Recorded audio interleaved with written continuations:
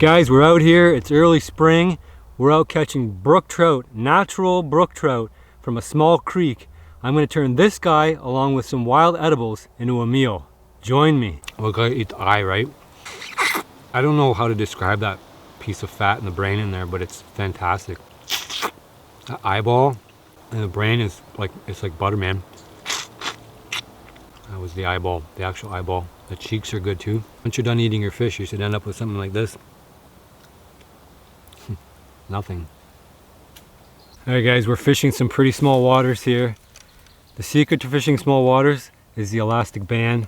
I've shown this before, but when you're bushwhacking, what you want to do is break up your rod, put it through the front loop, all the way back, wind up, and then you're going to lock it in place with the elastic band. Now, you're ready to bushwhack. Pretty simple system. So again, the secret is the elastic band. Alright, now let's set up. We got to get into some waters here. I'm hungry, as always. I never stop getting hungry. It's like every day I'm hungry and I want to get some more food. And here I am out in the wild trying to do it. So I've got like a basic number 4. You could use like a worm harness. I would highly recommend you always sharpen your hooks. The hardest thing to do is hook a fish or get a fish or encourage a fish to bite. So you don't want to miss it. So sharpen your hooks regularly, even if they're new out of the pack. So all I've done is thread the worm up, pull it back. I've shown this rig about 1 billion times before, and I like to leave that little tail there because that's the action that those brook trout are looking for. They're aggressive. All you need to do is drop this in front of them. Drop it in front where I think the fish are going to be. I give it a couple twitches. That alerts the fish's predatory response. They'll come in and grab it. If they don't come in and grab it, I've done something wrong. I haven't put it in the right place, or I'm in the wrong hole. So what I'm going to do is fish this creek all the way down, hitting all the holes, the deepest pockets. The water's low today, so I'm going to have to find the deepest pockets available. Low water is actually a good thing, but you have to know where the springs are in low water because these fish are highly temperature sensitive and they're looking for those deep bodies of water because they like to stay cool. Thankfully, it's early spring, which means that the fish are going to be using the entire water column from the top to the bottom, and that's good news for me because it means I don't have to put that bait right in front of them. It means they're going to dart out of their holes and come and grab it. Now, if the water temperature was warm in certain areas and they were hovering over upwelling spring to stay cool, they might not want to dart out and grab something. They might just want to sit and park it because fish, these brook trout are, as I said, very temperature sensitive. They like cold water and they're only active if the water is cold. If the water starts to warm up, they're done for, and you're going to start catching those warm water species like those creek chubs. And we don't want creek chubs. We want something better to eat like trout. Let's go dip this in the line. Not the line. Let's go dip this in the water. Now, I wouldn't ordinarily be fishing on a super sunny day like this because brook trout tend to go down deeper and not be active, but it's the only day I had. As long as I stay tight into the structure and feed into the fish, it should be fine. Now, that being said, if you end up catching or missing a fish, it drops off, give it 15 minutes, come back to the same hole, that fish is going to respond again. These brook trout, like I mentioned before, are super aggressive.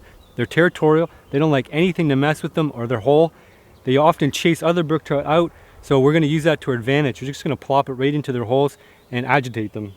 I'm not sure if you can tell, but I can see right down to the bottom in this whole area here. So this would be a bad place to cast. Under that log is a good culprit. There could be a fish hanging under there, but definitely in here because I can see there's no fish. Behind might be worth a shot. Now, come dusk, this would be a place I would fish because the shadows of the dusk would conceal the fish, and that's why we call it fish hour, because the fish know that predators can't see them from above, and they don't want to be out in the open here, like say on this white colored bank, because a predatory bird can easily swoop down and grab them. So pretty cool. I got a stone knife, another stone knife. This has got a bone handle. Jay of Vision Quest built this for me. Really sweet. It's got a sinew handle, sinew tie down handle. Really cool. So behind me is some dogwood. This dogwood's going to be excellent for cooking those fish primitively over the fire. And since we're walking by, we might as well grab them. We'll save some energy that way.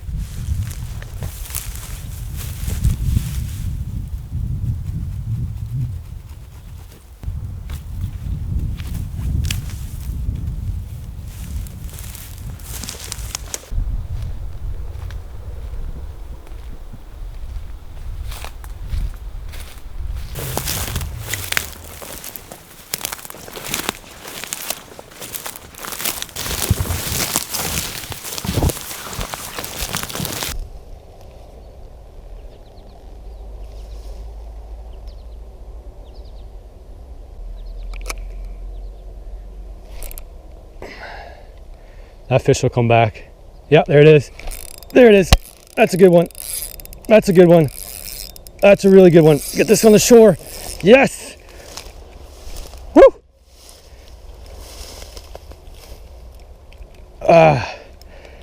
That's a good fish.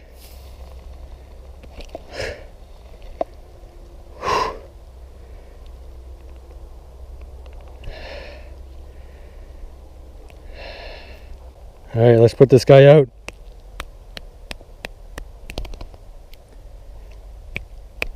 Whew. That was a nice fish. That fish came up and smacked it. Beautiful brook trout. For these waters, that's a real good sized fish. Not too far off the trail here. I've already got myself lunch, and I noticed there's a wild edible here. It's called marsh marigold. It grows in swampy, low-lying areas, which is where I am right now. So I'm gonna harvest a little bit of this as I go. Hopefully it'll keep till lunch. It's kind of like a spinach. It grows up in swampy areas. It produces a yellow flower. You can see it's trying to produce the flower right now. It's not quite out yet. But this is a spinach-like vegetable. All you do is, people talk about doing it in a couple changes of water. I think you can get away with probably just boiling it straight. It's like a spinach, like I said. You add some butter, some salt, and you got yourself a side dish. So we're gonna grab a bit of the leaves here, and we're gonna keep going. And this can be harvested anytime up until it's flowered. You want to harvest when it's young, like any wild green plant. When it's young, it's tender. When it's old, it's bitter.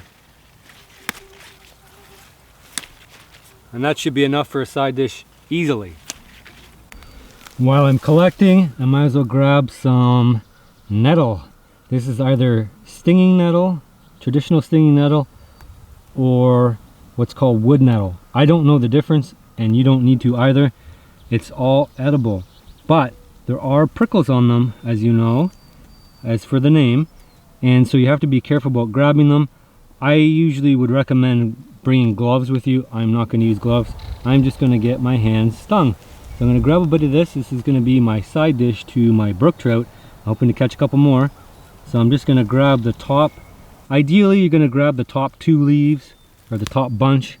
That would be fine. And we'll add that, and we're going to boil it into a little side dish. So top 2 leaves or top bunch. If you grab any lower than that, it's going to be woody. Oh, my hands are paying the price for my side dish. So stinging nettle is one of those things you can't beat, so you might as well join and eat. This area here, by midsummer, will be over my head in stinging nettle, and I won't be able to get through it easily, which is kind of a benefit to this creek system, because very few people will tolerate coming through head height or higher stinging nettle, because this stuff will get all in your hands. Combine that with the black flies and the mosquitoes, this area here is going to be completely devoid of people, which is a benefit to me who's willing to tolerate it and come out and get these brook trout and wild foods. So let's go get some more brook trout, and we're going to make ourselves a proper wild meal. I don't know if you've noticed, but there's a lot of ferns, ostrich ferns. But the problem is they've already popped. So once they unfurl, that's it. You've missed the season. And because I was in Texas, I basically missed the early spring. So I've missed fiddlehead season completely. And I just caught the tail end of the leeks, which is nice. Something I'm gonna add to my meal. I managed to save some from the last time I was out. So really this is a spring wild edibles. Like I said, I missed the fiddleheads, which is a bummer. Those are a real delicacy. I'm just weaving through the messes here, going from spot to spot. I'm really having to key in on those real deep spots. These are super shallow. Oh, there's a fish. A fish just darted out from under the logs here. It's so shallow they're hiding under the logs, but I can't cast in those logs, I'll get snagged. And that was a small one anyway. So I know there's another spot over here I usually fish. It has a deep hole. I think I'm coming up on it right now. The good news about this is I have noticed no tracks. So nobody has fished back here this spring. There's a big one. Okay, I gotta let it swallow. Okay, it's got it. There we go. Oh shoot, I missed it. And it came back for it right away. It's back in the bushes. And the excitement, I'm off into the bushes. You can't have no, yeah, you can. You can have too many bushes. Oh, come on. Get out of the bushes. All right. So we had a big fish there. All right, guys, I just missed a big fish. This is going to be attempt number 2. I've given the place about 10 minutes rest. So let's turn the GoPro back on. We're going to go back and get that bad boy. He came out of the cover, darted out, grabbed it. He was agitated by another little fish that came out, grabbed the worm. It didn't like that. It wanted it for itself. So it came out, grabbed it. I could see it. It swallowed it. I set the hook and it popped out, and then it came right back out and grabbed it. So it shouldn't be spooked. We should be able to get this fish. There's the little guy again. There's the big guy. He came out, looked at it, and he gave up on it. So that big guy's undercover. Okay, he's still after it.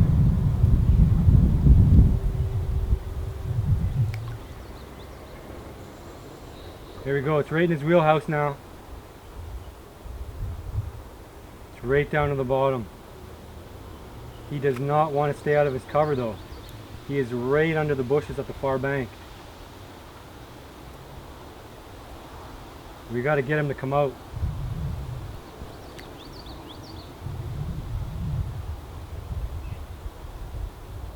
There's the little guys. Little guys are on it.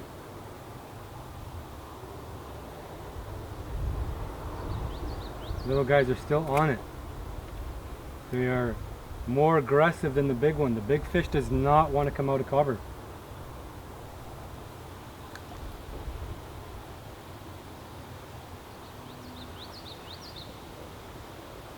Oh, that might be him. Oh no, I missed him again. He's still there. No, that was a bad hook set. I got him. I got him. I got him. I got him. I got him. I got him. Yeah. Whoa, that was a tricky one. I thought I missed the hook set on it, but he completely annihilated that. Whew. Yeah, he swallowed that. He did not want to let that thing go another time. That's a good size for this creek. They don't get too much bigger than this. Nice.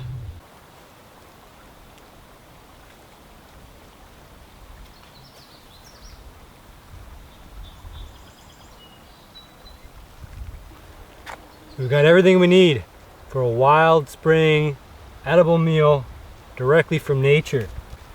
I have my dogwood sharpened up to cook the fish. We have brook trout. We have 4 brook trout, 4 good sized one. We have wild leeks I harvested earlier, and our nettle. Our nettle we're going to put in the pot and boil. We're going to add some butter. Hey, I have to cheat sometimes. What I want to do with the fish is I want to cut them open, take out the gut cavity, and then stuff them with the leeks. So I'm going to be cutting these fish up completely different from what I'm used to. I'm only going to slit the front, reach in and pull everything out so that I have a nice cavity to stuff. So the temperatures are starting to rise here, which is nice. Obviously that means that we're going to get some summer weather. Well, we've already got summer weather. But the issue of course is as that temperature rises, the mosquitoes are coming out, and they're out in full force right now. Just digging in my pocket because on the way in I was careful to grab some dry tinder. These are, I believe, Phragmites. I could have that wrong. It's a giant flowery stalk. It's got very dry seeds. I also grabbed some dry grass. There's a shortage here of birch bark, so this makes an excellent backup tinder, so I'll use that. And then I didn't bring a saw or axe or anything, so I'm hoping I'm going to find a lot of dry woods around that'll be suitable to cook on.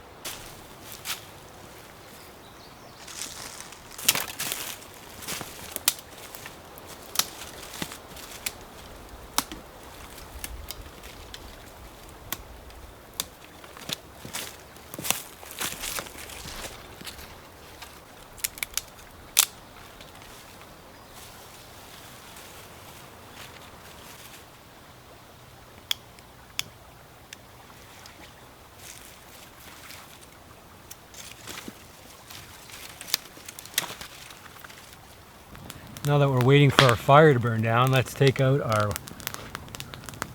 Stone Aged tool. We've got our fish laid out here.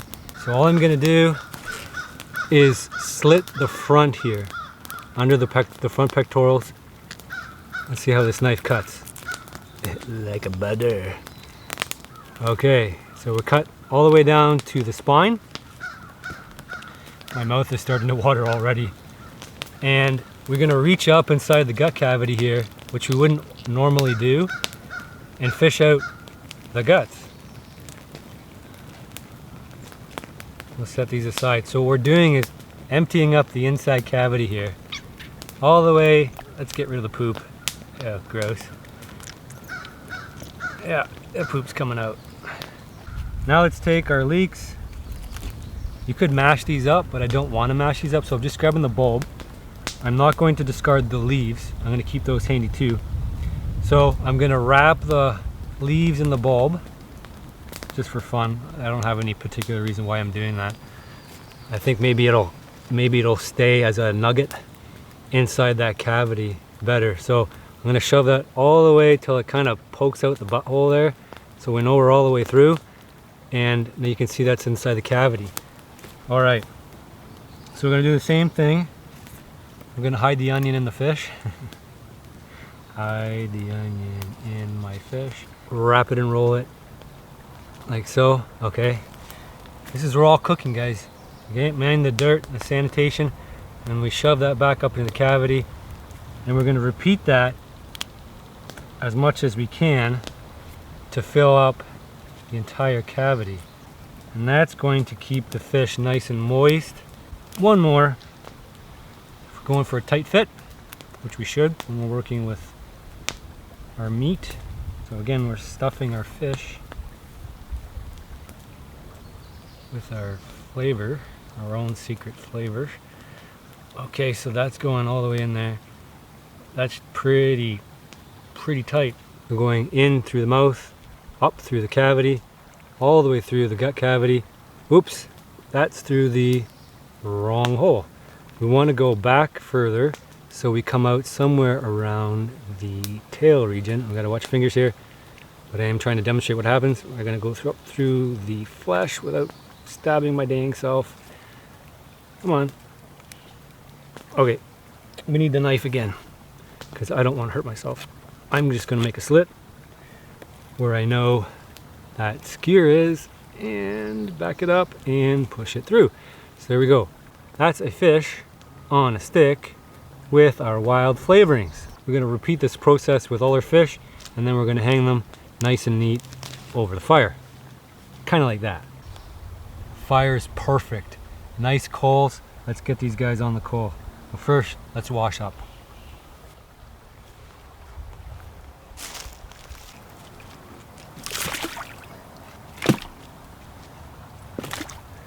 This bank's so mushy, if I step in the mud, I'll go right and sink right down. It's kind of unique for a brook trout creek or river to be muddy and actually have fish in the area. But that's the case for this river. It's completely mud bottom, but there's fish in it, so can't complain. Let's wash this knife up.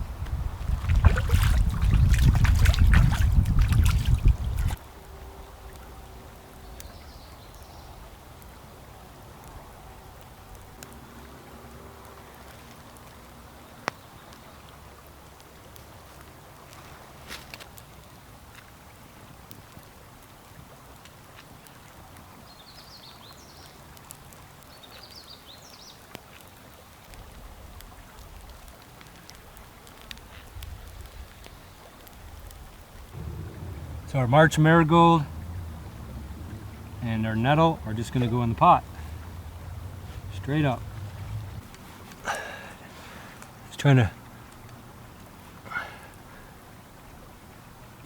trying to scoop some water out of the creek here without getting mud. It's a little tricky. There's always going to be a little bit of mud in there. That's alright. It's really nice to come back to my roots here. I mean, I can't see more than 10-15 feet into the woods, but I feel right at home here. I mean, I used to do this as a kid all the time. Go back in these creek bottoms, and you can never get lost because all you had to do is follow the creek bottom back and make sure you had the river flowing the right way. It always ended back where you started. So I do miss doing these things, and it's nice to come back. and do them again. It makes me feel energized and makes me feel grounded and level. I go with this and do it once a week. I'm a happy camper. That meat looks like it's starting to firm up here. Not quite done yet, but it's getting there, and you can see the fat starting to drip out and the eyeball is almost turning white, so that's a good sign.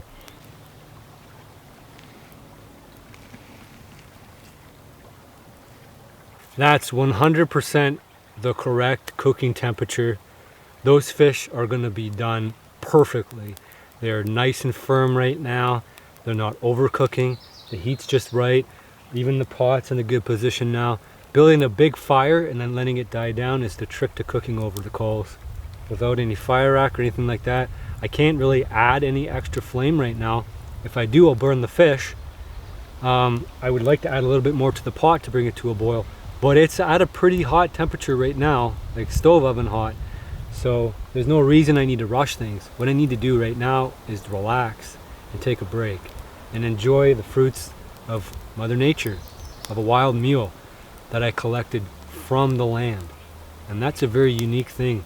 As much as you think you can go out and just procure food and live off of it, I've been doing experiments for 3 years proving that this is an anomaly where I could just go out and grab a good, decent meal.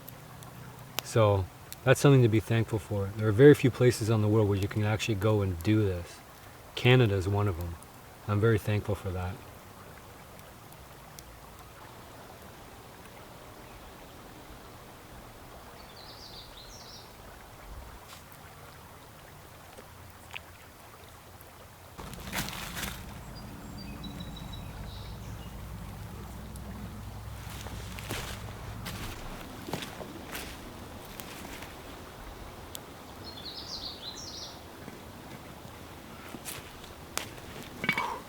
It's hot. Thankfully we got lots of natural materials to work with.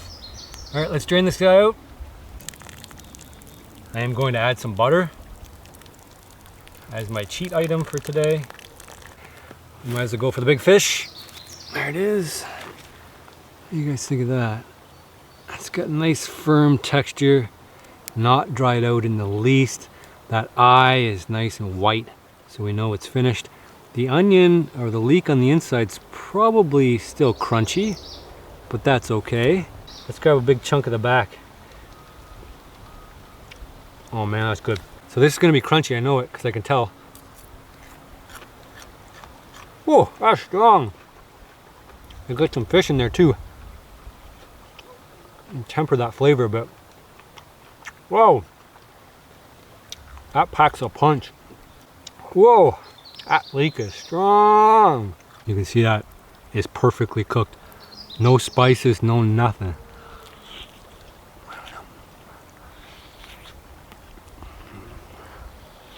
Got fish on the stick. Good stuff. Falling off the bone, you know it's done. And we can't ignore our side. We gotta eat vegetables, guys. We can't just eat meat, right? That's what your parents told you. They grew up nice and strong.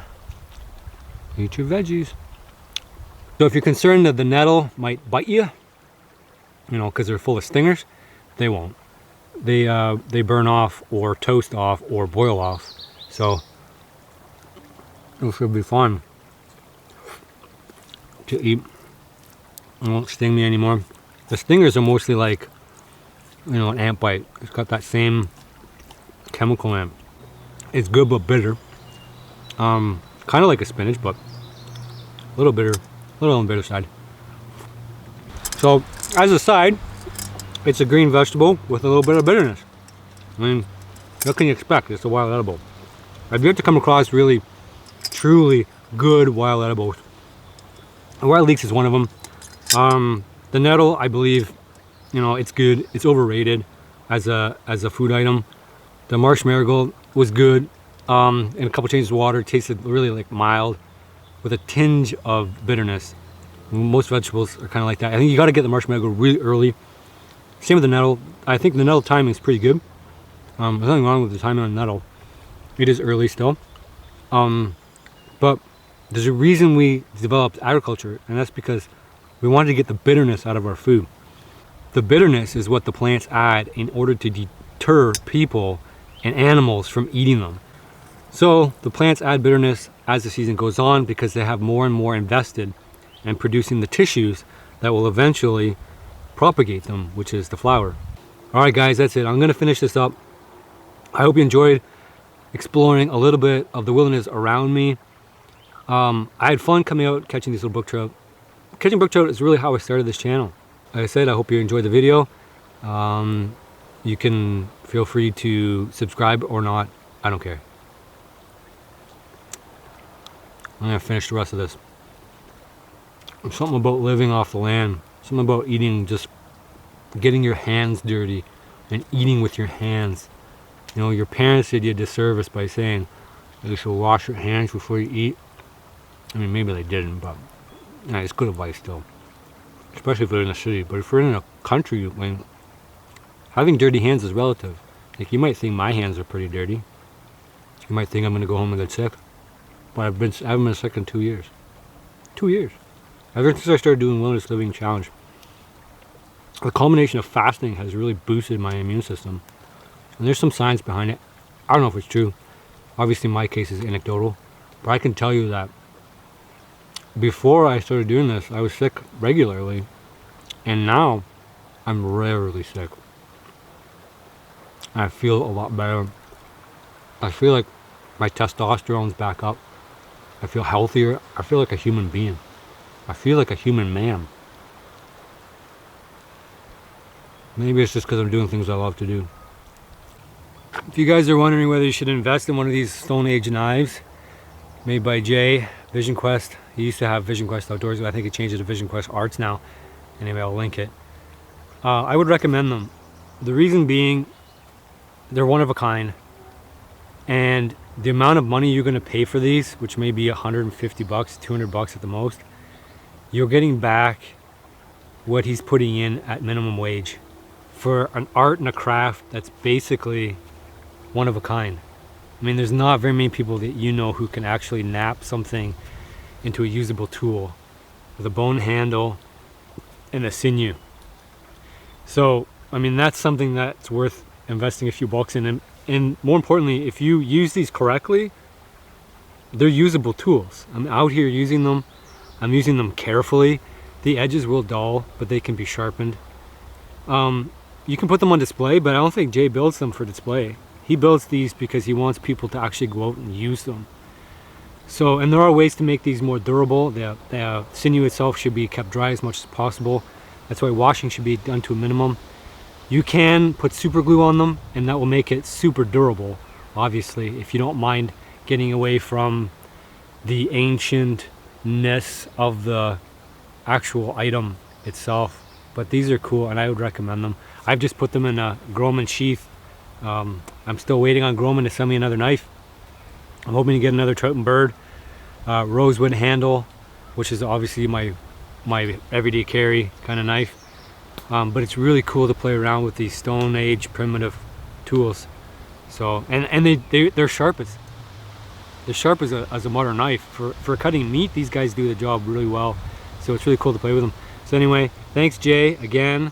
Every time I use a knife, I feel like I should mention you because you made these for me at no cost or charge to me. So anyway, these are really cool knives. Bone handle, stone knife, and usable. Since filming these episodes for the channel, I've made a habit of obviously eating all the things that I catch. And so I don't bring any, typically, or have time to bring any food home to my family, but today's an exception. I ate one fish and I'm full. I am actually just completely full. So I've emptied out my spinach, wild spinach, put some ferns down, and what I'm gonna do is gonna take those, what do I got? 3 remaining fish pre-cooked home. So that'll be for my family. So I just put this down, that'll be a nice bed. I'm gonna grab those fish, I'm gonna bring them home to Courtney and Holden. And they're gonna enjoy them, for sure. There's a fish.